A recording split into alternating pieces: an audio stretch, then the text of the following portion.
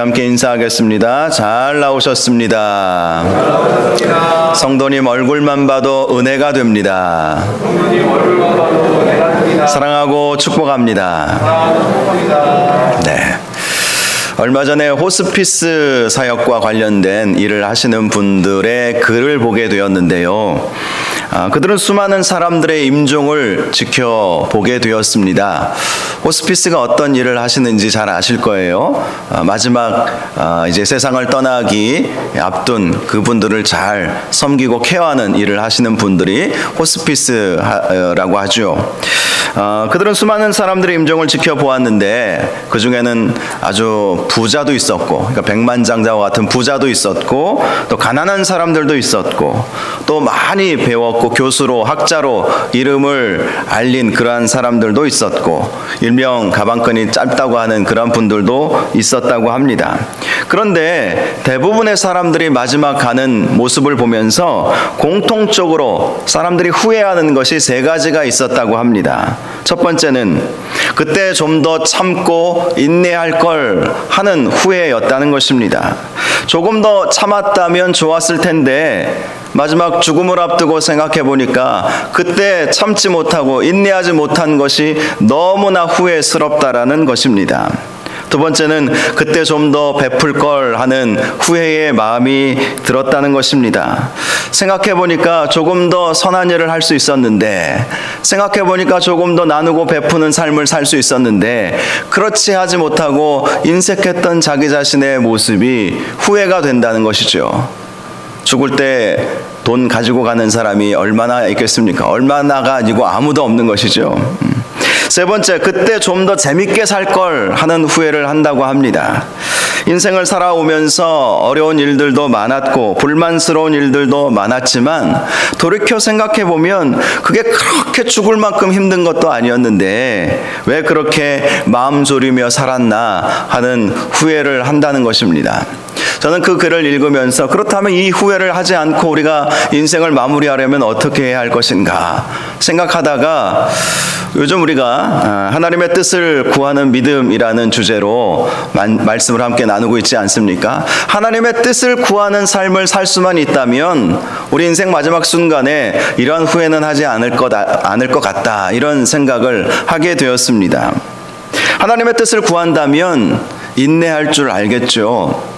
예수님께서 그 인내의 모습을 우리에게 보여주시지 않았습니까? 십자가에서 달려 죽으시기까지 우리를 구원하시기 위해서 그 모든 조롱과 고통을 참으시고 그 죽음의 고통까지도 참으신 그 예수님의 모습을 우리는 닮아갈 수 있기 때문입니다.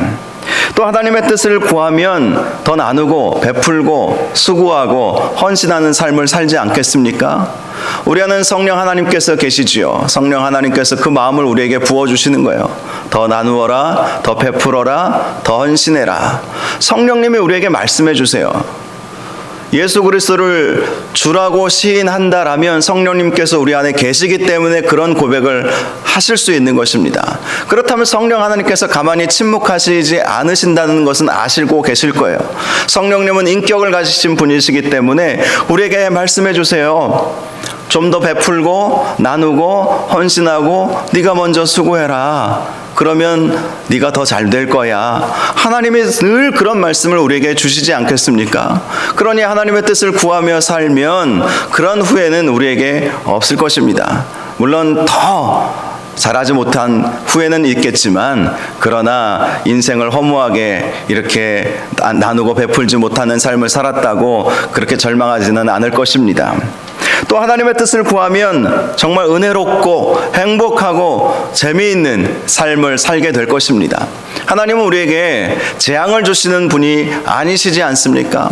이러한 코로나 상황 속에서도 하나님은 우리를 망하게 하고 싶으신 마음이 전혀 없으십니다. 이런 상황을 통해서 더 하나님의 뜻을 바라보고 또 소망을 잃지 않고 하나님 나라를 바라보고 이 상황 속에서 믿음을 지켜나가는 것을 우리 주님은 보기를 원하시는 것이고 우리에게 미래와 희망을 주시는 분이시기 때문에 하나님의 뜻을 구하면 절망하지 않고 좌절하지 않고 낭망하지 않고 미래와 희망을 가지고 소망을 가지고 살아갈 수 있기 때문인 것입니다.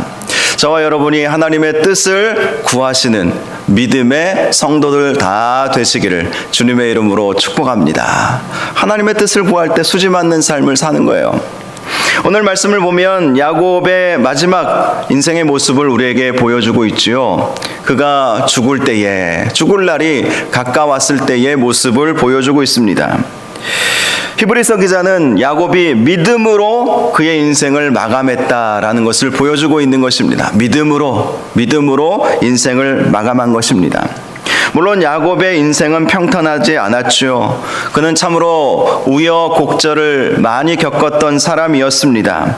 그는 형과 아버지를 속여서 장자의 직분을, 장자의 축복을 받아낸 이후에 더 이상 가나안 땅에 살 수가 없었죠.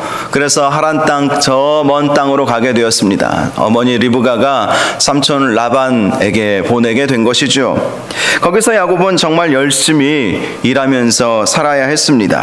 그리고 레아와 라헬이라고 하는 이 두 아내를 얻게 되었고 또 11명의 아들을 낳을 수가 있었습니다. 그리고 그 후에야 가나안 땅으로 돌아올 수가 있었죠. 그런데 그에게는 풀어야 할 큰 숙제가 하나 있지 않았습니까? 형과의 관계를 어떻게 풀어야 할 것인가? 아버지도 속이고 형도 속여서 형이 받아야 할 축복을 내가 받아버렸으니 그 형의 얼굴을 어떻게 보겠습니까? 형이 나를 죽이려고 필경 나올 텐데 그 형을 어떻게 피할 수 있을까라는 근심 걱정할 수밖에 없었던 것이죠. 그래서 야복강까지 왔는데 그 강을 건너가지 못하는 것입니다. 강을 건너가면 이제 가나안 땅에 접어들게 되고 형이 나를 쫓아와서 분명히 죽일 것이다. 이런 생각을 하게 된 것이죠. 그래서 두 아내와 또 두 여종과 11명의 아들들을 먼저 보내지 않습니까? 먼저 보낸 것이죠. 어찌 보면 굉장히 얄팍한 꾀를 쓴 것입니다. 홀로 남은 그는 밤새 기도하게 되었죠. 인생 절대절명의 위기 앞에서 하나님을 찾을 수밖에 없었던 것입니다. 아마 하나님께서 그를 그렇게 하도록 만드시지 않았겠습니까? 앞으로 네가 그동안 남을 속이는 삶을 살았고 속이고 속는 삶을 살지 않았습니까? 삼촌 라반에게서도 속았어요. 이 야곱이 마음에 들었던 여인은 라헬 아니었습니까? 그래서 라헬을 위해서 7년을 열심히 일을 했어요. 그런데 자기 첫날 밤을 지낸 그 방에서 아침에 일어나 보니까 라헬이 아니라 언니 레아였던 거예요. 삼촌에게 속은 것이죠. 여러분, 이렇게 속이는 인생은 반드시 속게 되어 있습니다. 야곱의 인생이 그것을 우리에게 보여주는 것이죠. 그래서 그는 또 7년을 열심히 또 일하지 않았습니까? 자, 그런데 이렇게 자기 자신의 절대절명의 위기의 순간에서 그는 하나님을 찾게 되었다는 것이죠. 하나님이 그렇게 만들어 가셨던 것입니다. 그래서 성경 말씀을 보니까 그가 어떤 사람과 씨름하는 장면으로 그의 기도의 모습을 보여주고 있습니다. 자기의 환도뼈가 어긋날 정도로 간절히 하나님을 찾고 하나님께 부르짖은 것이죠. 그것밖에는 답이 없는 거예요. 그것밖에는. 그런데 결국 그렇게 간절히 기도한 야곱의 기도의 제목은 응답이 된 것을 우리는 알 수 있습니다.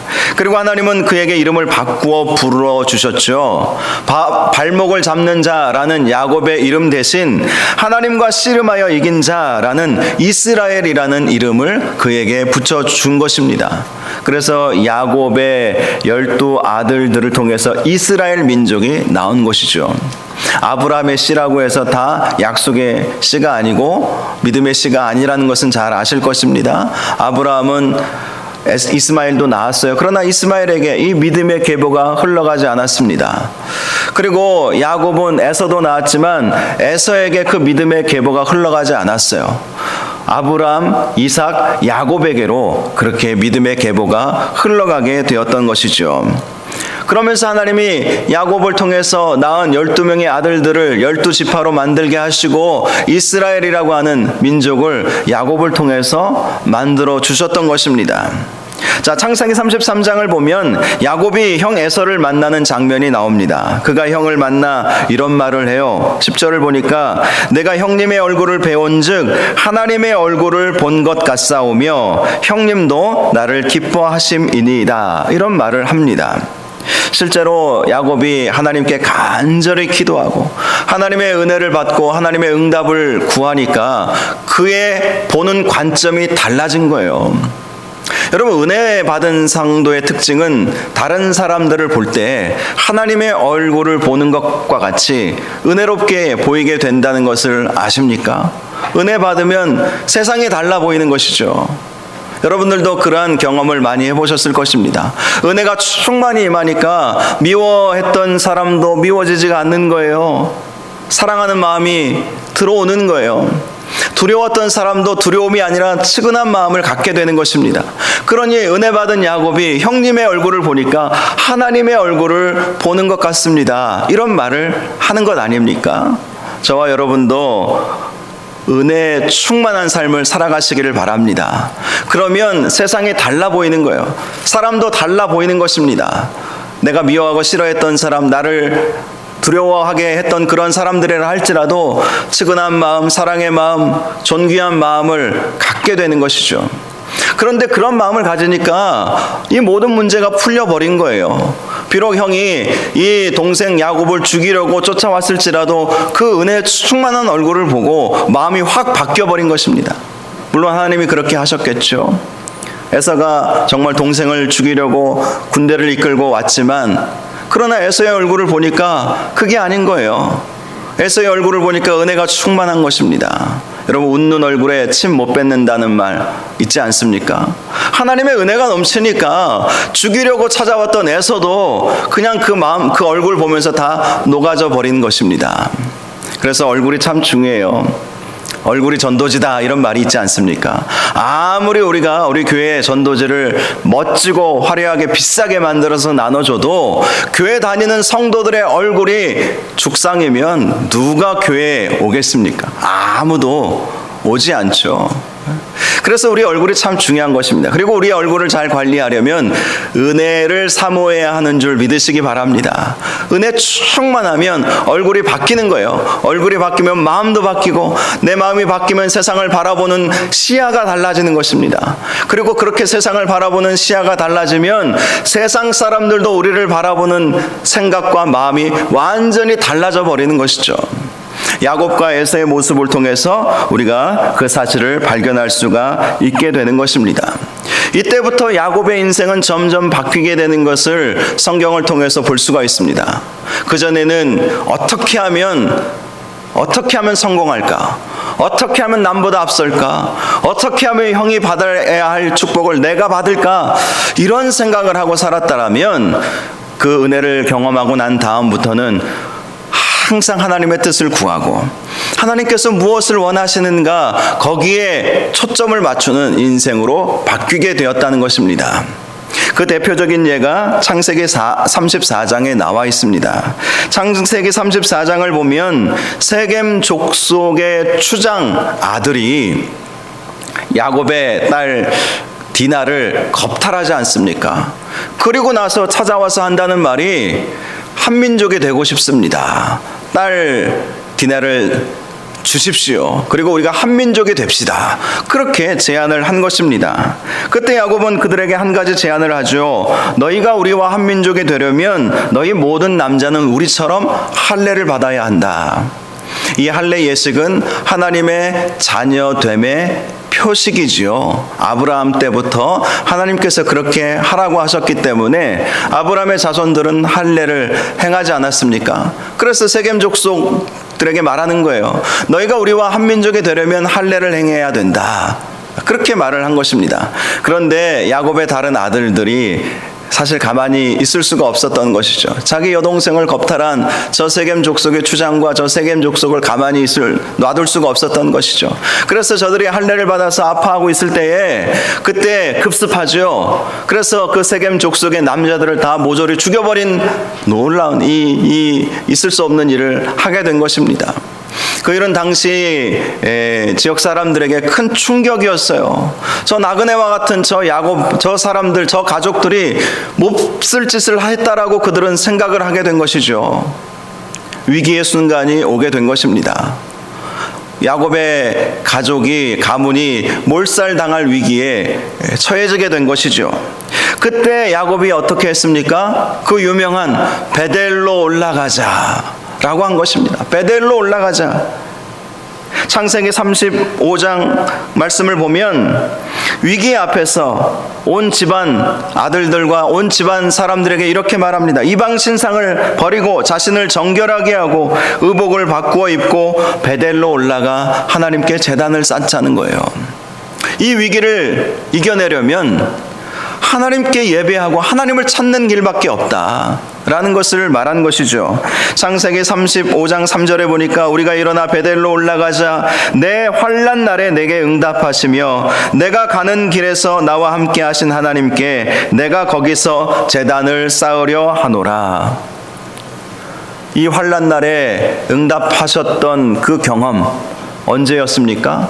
야복강에서 어떤 사람과 씨름하여 이긴 것처럼 간절히 환도뼈가 부러질 정도로 간절히, 그래서 그는 평생 다리를 절고 살 수밖에 없었습니다. 그만큼 간절히 하나님을 찾았을 때 하나님께서 그에게 은혜를 주시지 않았습니까? 바로 그것을 상기시켜 준 것이죠. 환난 날에 하나님께서 나에게 응답하여 주셨는데 그 하나님을 찾아야 이 문제를 해결할 수 있다는 것이었습니다. 결국 베델로 올라가서 하나님께 제사하고 하나님께 예배 드린 이후에 상황은 바뀌어버렸습니다. 지역 사람들이 이 야곱 가정을 향해서 죽이려는 마음이 싹 사라지고 오히려 두려운 마음이 들어가게 된 거예요. 성경은 그렇게 말씀하고 있습니다. 야곱 족속을 향해서 저들이 두려운 마음을 가져서 어찌할 수 없었다라는 것이죠. 결국 우리 인생의 어떤 어려움의 일들이 우리에게 온다 할지라도 하나님을 찾으면 베델로 올라가서 하나님께 예배하고 하나님을 찾으면 풀리게 된다는 사실을 여러분들도 꼭 믿으시기를 바랍니다. 그래서 예배 속에 답이 있는 거예요. 기도하면서 하나님 앞에 부르짖을 때 우리 인생의 어려운 문제들을 해결할 수 있게 된다는 것입니다.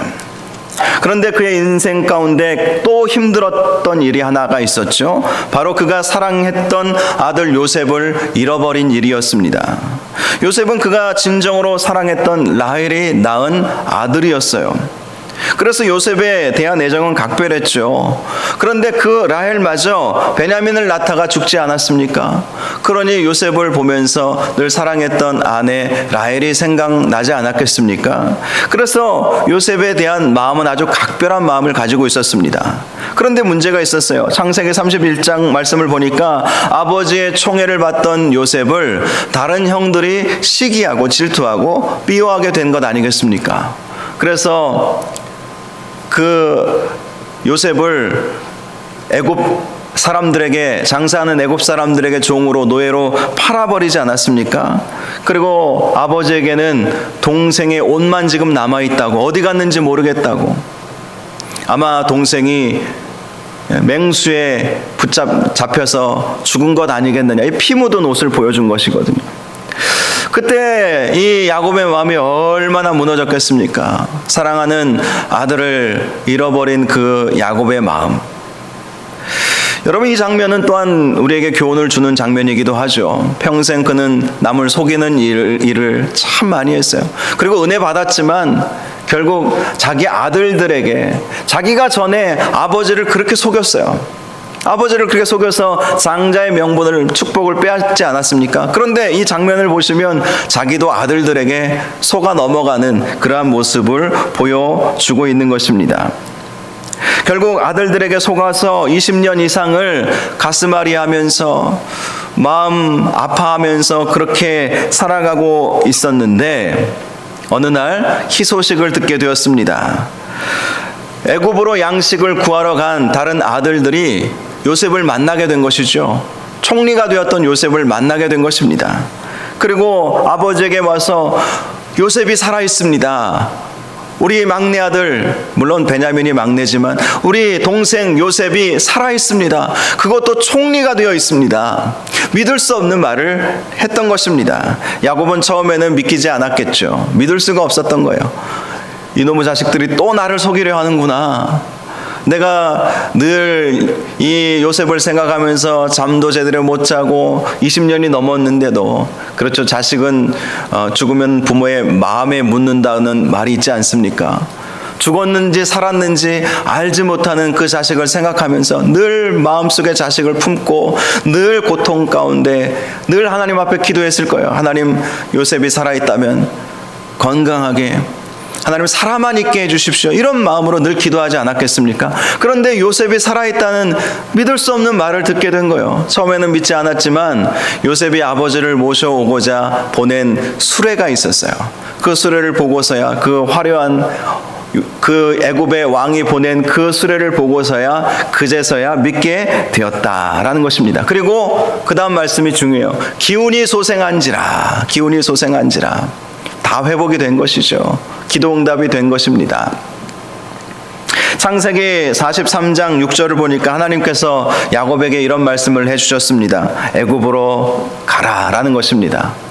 이 수레를 보고 야곱이 애굽으로 가야 하나 말아야 하나 고민하지 않았겠습니까? 그런데 하나님께서 애굽으로 가라고 말씀을 해주셨던 것이죠. 말씀을 보면 나는 하나님이라 내 아버지의 하나님이니 애굽으로 내려가기를 두려워 말라. 내가 거기서 너로 큰 민족을 이루게 하리라. 내가 너와 함께 애굽으로 내려가겠고 반드시 너를 인도하여 다시 올라올 것이며 요셉이 그의 손으로 내 눈을 감기리라. 말씀하시면서 걱정하지 말고 애굽으로 가라. 나도 함께 가겠다. 그리고 네가 20년 동안, 20년 이상 네가 정말 사랑하던 그 요셉 얼굴도 보지 못하고 늘 마음 졸이며 살지 않았느냐? 요셉은 이곳으로 올 수가 없다. 애굽의 총리이기 때문에. 그러니 네가 요셉에게로 가서 거기서 네 마지막 인생을 거기서 살아라. 그러면 요셉이 마지막 내 눈을 감겨줄 거야. 이러면서 안심시켜 주시는 것이죠. 그리고 이 야곱은 마지막까지 하나님의 은혜를 누리며 정말 마지막에 은혜롭고 마지막에 좋은 그러한 삶을 살게 되었던 것입니다. 그래서 오늘 본문에서 믿음으로 야곱은 죽을 때에 이런 말씀을 하시는 거예요. 믿음으로. 여러분, 우리가 믿음으로 살면 우리의 마지막은 반드시 은혜에 충만할 것입니다. 우리의 마지막 죽을 때에 하나님의 은혜가 우리 가운데 있게 될 거예요. 마지막에 유종의 미를 거둔 사람들이 많지 않다는 통계, 제가 자주 말씀드리지 않습니까? 사회과학적으로 통계를 조사해 보니까 유종의 미를 거둔 사람들이 의외로 많지 않다는 거예요. 아무리 세상에서 이름을 날린 지도자들이라 할지라도 조사를 해보니까 70%는 유종의 미를 거두지 못했다는 것입니다. 세 사람 중에 한 사람만이 유종의 미를 겨우 거둘 수 있었다. 이것이 이제 사회과학적으로 나온 통계라는 거예요. 그런데 이 야곱은 믿음으로 야곱은 죽을 때에 이 말씀을 하고 있어요. 그는 마지막 순간 믿음으로 죽게 되었던 것이고 믿음으로 살다가 그의 인생을 마치게 되었다는 것입니다. 끝까지 믿음 붙잡고 살 줄 알았던 거예요. 야곱이 일평생 하나님만을 의지하였던 것은 아니지 않습니까? 자기 꾀를 의지했던 적도 있었고 세상적인 성공에 눈이 멀어서 아버지를 속이고 형을 속인 그 일들이 있었습니다. 그것은 결코 옳은 일은 아니었어요. 야곱이 형의 그 축복을 빼앗아간 것은 불법적으로 행한 일이었기 때문에 옳은 일은 아니었습니다. 하나님은 얼마든지 작은 자가 큰 자가 되도록 그렇게 해주시는 여러 가지 방법들이 있어요. 여러분, 큰 자가 작은 자를 섬기리라 라고 하신 그 하나님의 말씀, 하나님께서 주신 그 말씀 가운데는 큰 의미가 담겨 있습니다. 우리가 볼 때에는 아니 어떻게 큰 자가 작은 자를 섬기나, 이 생각은 당시 고대 근동에 있어서도 그런 생각을 갖기가 어려운 그런 생각 아니었겠습니까? 큰 자가 작은 자를 섬기리라. 보통 작은 자가 큰 자를 섬겨야죠. 동생이 형을 섬겨야죠. 어떻게 형이 동생을 섬길 수 있겠습니까? 그런데 그 말씀에는 하나님의 깊은 오묘한 뜻이 담겨져 있는 말씀이에요. 복음이 담겨져 있는 것입니다. 바로 하늘 보자 가장 크신 예수님께서 이 세상에 내려오셔서 낮고 낮은 자리에 내려오셔서 우리를 섬기신 것, 그것이 큰 자가 작은 자를 섬기는 것 아닙니까? 그러니 큰 자가 작은 자를 섬긴다는 것이 이게 사회적 통념에서는 벗어나는지 모르지만 하나님 나라 원리에서는 그게 맞는 말인 거예요. 큰 자가 작은 자를 섬기는 거예요. 그렇지 않습니까? 예수님이 우리를 섬겨주셨던 것처럼 예수님도 그래서 우리에게 그런 말씀을 해주시지 않았습니까? 너희가 크고자 하느냐? 섬기는 자가 되어야 한다. 으뜸이 되고자 하느냐? 낮은 자의 자리로 내려가야 한다는 것입니다. 예수님이 바로 그 모습을 보여주시지 않았습니까?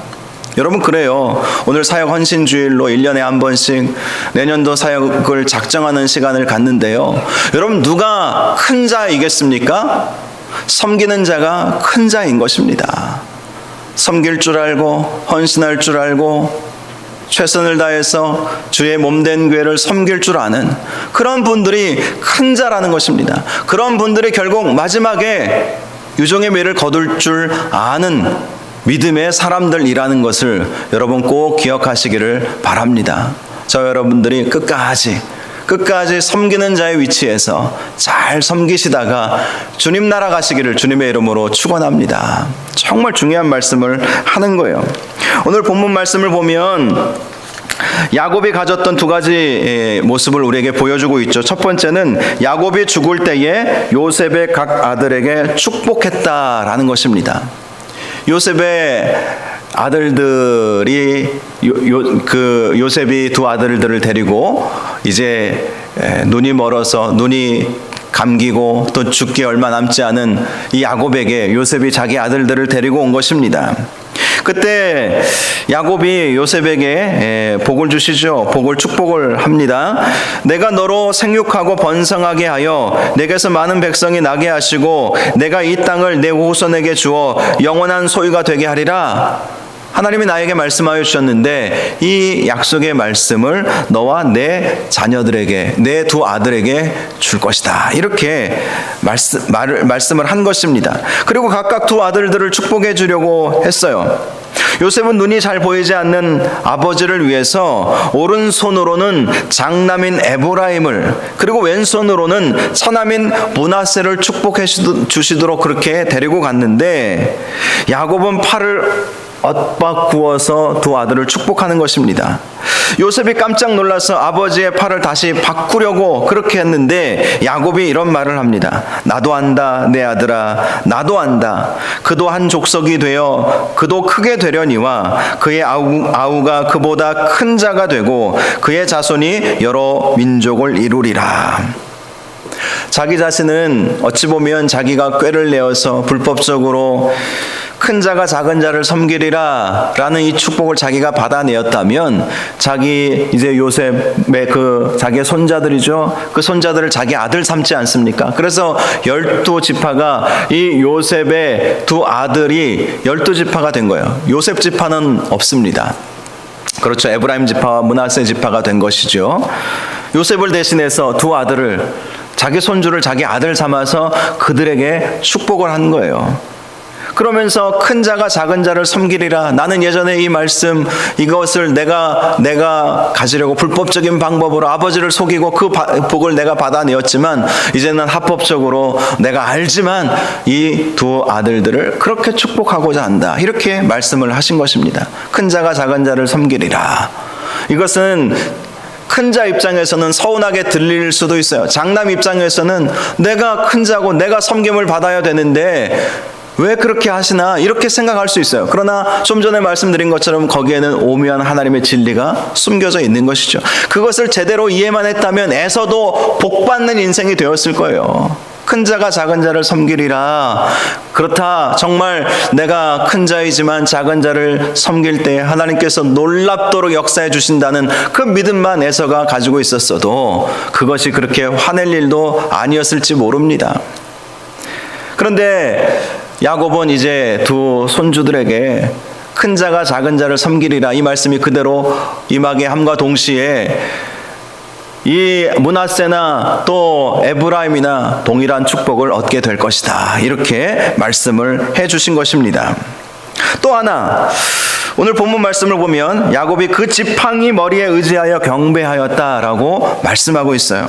지팡이가 상징하는 것은 나그네의 삶을 말하는 것입니다. 실제로 야곱의 삶은 나그네의 삶이었죠. 정말 나그네의 삶이었습니다. 어린 시절에는 가나안 땅에서 보냈죠. 또 젊은 시절에는 형 에사의 눈을 피해 하란 땅, 먼 그 북쪽 메소포타미아에서 살았습니다. 그리고 다시 가나안 땅으로 와서 인생을 마무리하나 싶더니 이제 그의 노년에 어디로 갔습니까? 애굽으로 간 거예요. 애굽으로.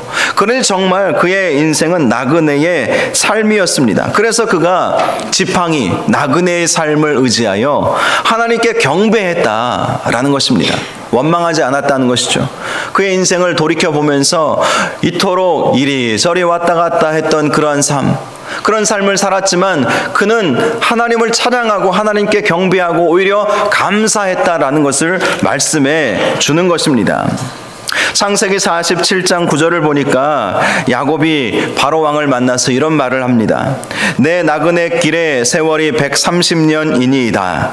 내 나이가 얼마 못 되니 우리 조상의 나그네의 길에 연조에 미치지 못하나 험악한 세월을 보내었나이다. 이것이 바로 이 야곱의 인생을 보여주는 말씀입니다. 나그네의 삶, 그리고 험악한 세월을 보냈다는 것입니다.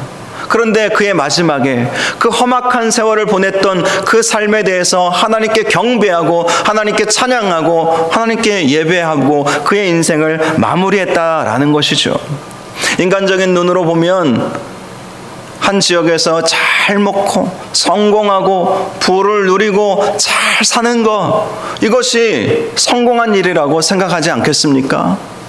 그런데 오히려 야곱은 그렇지 않았다는 거예요. 나그네의 삶을 보내게 하신 하나님께 그것이 감사합니다. 그것이 내 찬양의 이유입니다. 왜 그런 고백을 했겠습니까?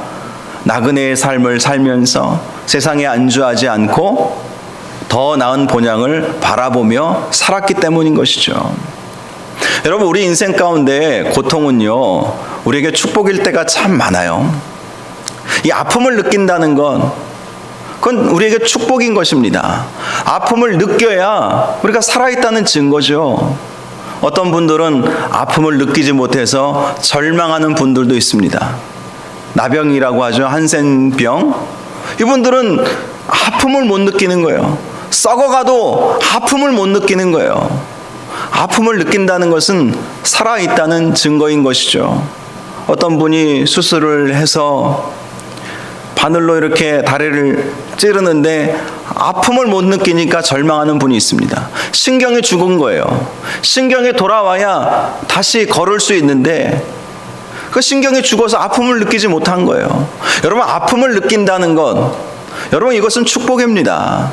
그래서 우리 인생 가운데 험악한 세월을 보내게 되었다는 것은 축복이에요. 그러면서 하나님을 찾게 되었던 것이고, 그러면서 더 나은 본향을 바라볼 수 있게 된 것, 그것이야말로 축복 아니고 무엇이겠습니까? 잘 먹고 잘 살고 고통 없이 어려움 없이 평생 산 것은 결코 복이 되지 못합니다. 아픔을 느낄 수 있다는 것, 이것이 축복인 거예요. 아픔을 느낀다는 것이 살아있다는 증거라는 것입니다. 여러분, 우리 인생 가운데 험악한 세월이라고 해서 여러분 그것이 잘못 산 인생은 결코 아닙니다. 비록 험악한 삶을 살았다 할지라도, 여러 가지 우여곡절을 겪으며 살아갔다 할지라도, 여러분 그 가운데에서 하나님을 찾았다면, 하나님을 만났다면, 하나님께 경배할 줄 알게 되었다면 그것은 축복입니다. 더 나은 본향을 바라볼 줄 아는 마음을 갖게 되었다면 그것은 축복인 거예요. 그래서 어떤 분들은 암에 걸렸는데 이 항암 치료받고 투병 생활하면서 더 하나님을 찾게 된 것이 감사였다고 고백하는 분들이 참 많아요. 지금도 항암 치료를 받고 계시는지 모르겠지만 작년인가 재작년에 여러분 잘 아시는 김동호 목사님, 폐암 3기인가 2기인가 걸리셔서 수술을 받게 되었다고 하죠. 받고 나서 지금 이제 치료받고 계신데, 그분이 폐암에 딱 걸렸다, 그 의사의 진단을 듣고 나서 그 다음부터 자기가 달라진 그 모습을 소개했는데 이렇게 말씀을 하시더라고요. 성경을 보니까 달라 보이더라는 거예요. 그전에는 성경 말씀을 무심코 그냥 지나가는 말로 그냥 보았는데 내가 죽을지도 모르는 병에 걸렸다. 이걸 안 다음부터는 성경 말씀 한 구절 한 구절이 그렇게 은혜가 되고 그렇게 위로가 되고 그렇게 힘이 되더래요. 그러니 그 고통이 그분을 살린 것이죠. 나름대로는 교회 개혁을 해보겠다고 목회자들 사이에서는 그 김동호 목사님이 어떤 일을 하셨는지 다 압니다. 교회 개혁, 나름대로 청렴한 목회, 또 탈북자들, 탈북민들 도우려고 많은 선한 사업들, 구제하는 일들, 5,000명이 넘는 성도들을 자기가 목회하지 않고 자기 부목사들에게 4개인가 5개로 다 쪼개어 나눠주고, 그마저도 한 달에 한 번씩 돌아가면서 설교하던 것도 하지 마라. 하나님 말씀하셔서 그냥 그마저도 안 하고 그냥 기도했더니 그 4개 5개 쪼개진 그 교회들이 또 교회를 개척해서 지금 그 교회들을 통해서 여러 10개 이상의 교회가 세워졌는지도 몰라요. 그리고 그 교회들을 통해서 더 많은, 지금 수만 명의 성도들이 되었다는 거예요. 그렇게 목회의 본을 보여주시고 나름대로 어찌 보면 목회의 자랑을 하면서 그렇게 사셨던 그분이었는데 딱 이 암에 걸리고 나니까 그 모든 것들도 다 부질없더라는 거예요. 자기 자신을 높이려고 했던 그런 모습들은 혹시 없었나, 자기 자신을 바라보게 되고 말씀 앞에 다시 한번 겸손해지게 되고 하나님의 은혜를 구하게 되고 더 눈물로 기도하게 되고, 그리고 암으로 고생하는 교인들 또 여러 사람들을 보면 측은한 마음이 들고, 그전에는 그냥 불쌍하다, 기도해 줘야지 이 정도 마음이었다면 저분들의 고통이 내 고통처럼 느껴지게 되는 거예요. 얼마나 힘들까. 가족들의 그 고통이 막 내 마음 무너지는 것처럼 아프게 느껴지게 되었다라는 것이죠. 그러면서 그분의 고백이 암이 나를 살렸다는 거예요. 암이 나를 죽이는 것 같았는데 사람들은 보통 그렇게 생각하지 않겠습니까? 그런데 암이 나를 살렸다. 암이 나를 살리고 내 영성을 다시 살아나게 하고 말씀을 바라보게 하는 눈을 더 넓혀주고 더 은혜를 사모하는 삶을 살게 되었다는 것이죠. 여러분, 야곱이 그런 것이죠. 험악한 세월을 보냈지만 마지막 순간에 지팡이 머리에 의지하여 경배하였다. 험악한 세월을 보냈지만 그런 험악한 세월을 보내게 하신 하나님께 감사했던 거예요.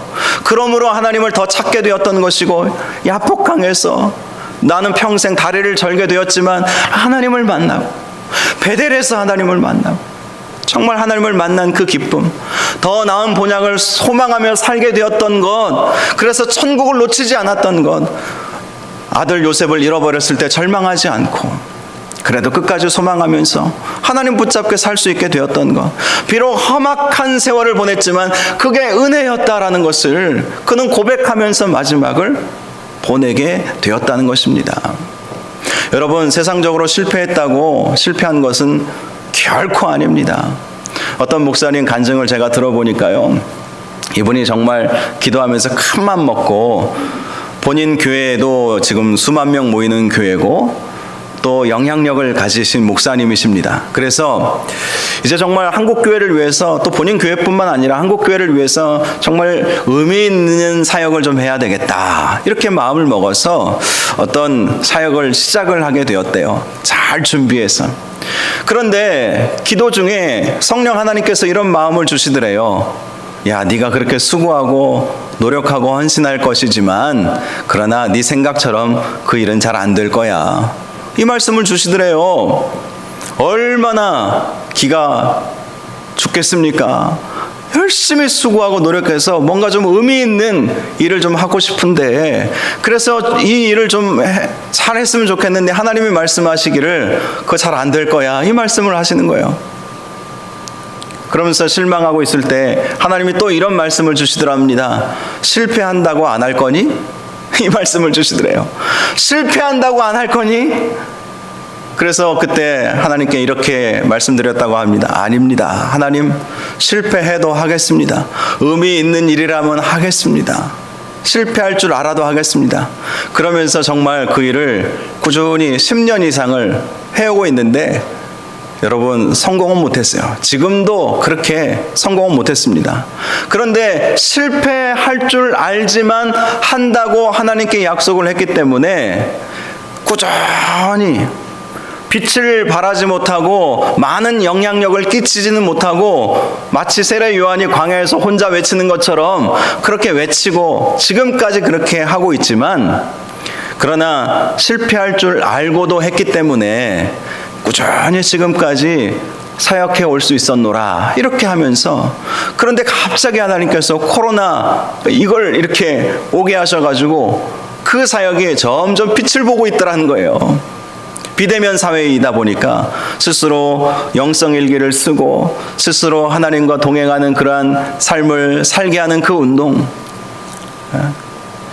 그 운동이 지금 이 코로나 상황 속에서 빛을 보게 하시더라는 거예요. 그러면서 생각하는 것이, 만약에 실패할 줄 알고도 내가 그냥 그만두었다면, 실패할 줄 알기 때문에 그만두었다면 지금 이러한 은혜를 누리지 못했을 것이고, 비록 적더라도 소수라도 그것 때문에 은혜 받고 그것 때문에 삶을 다시 한번 삶을 일으켜 세우는 그런 분들은 없지 않았겠느냐, 이런 생각을 하게 되었다는 것입니다. 여러분, 우리가 하나님의 뜻을 이루어 드린다는 것은요, 실패해도 하는 거예요. 잘 안 될 줄 알아도 하는 것입니다. 성령 하나님께서 말씀하셨다면 순종하면 되는 거예요. 순종하면 결국 예기치 못한 놀란 하나님의 은혜가 임하게 되는 거예요. 사도 바울이 그렇지 않았습니까? 사도 바울은 3차 전도 여행을 마치고 예루살렘으로 가고자 했어요. 예루살렘으로 가야 되겠다. 그런데 주변의 동역자들, 성령 충만한 사람들이 말리는 것입니다. 기도해 보니까 당신이 예루살렘으로 가면 결박당한다고 성령님께서 말씀해 주셨습니다.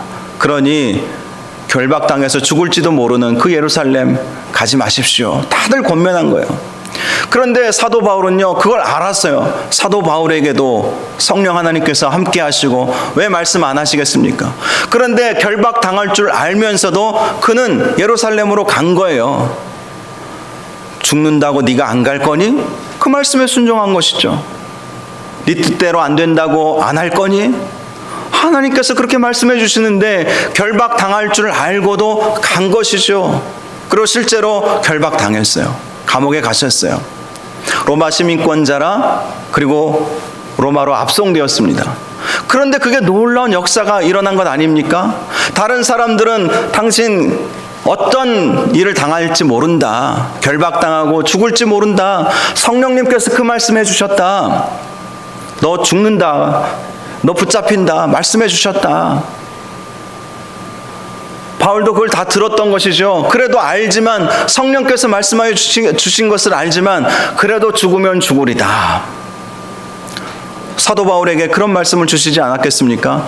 붙잡힌다고 안 갈 거니? 실패한다고 안 할 거니?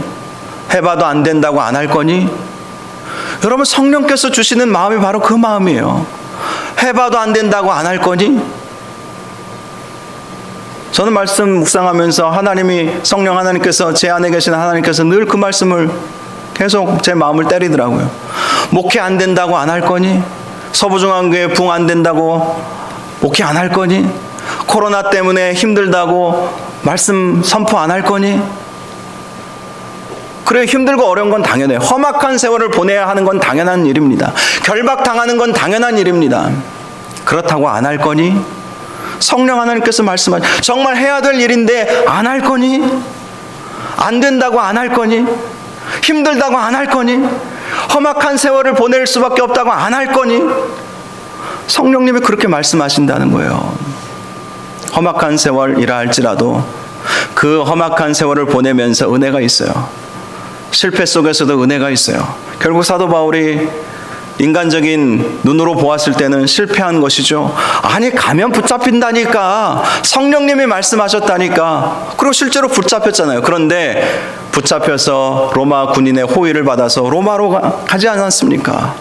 로마로 가서 여러 사람들을 만나서 로마 복음화, 유럽 복음화, 전 세계 복음화의 기틀을 그 로마에서 그렇게 만들어가지 않았습니까?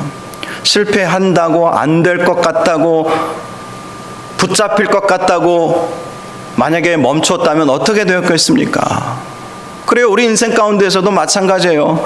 험악한 세월이 될 것 같다고, 힘들고 어려울 것 같다고, 안 될 것 같다고, 실패할 것 같다고, 안 한다고 하면 우리 인생 가운데 무슨 역사를 이룰 수 있겠습니까? 아무 일도 일어나지 않는 거예요. 아무 일도 일어나지 않으면 사단이 가만두겠습니까? 사단은 계속해서 우리를 유혹하고 미혹하고 넘어지게 할 거예요.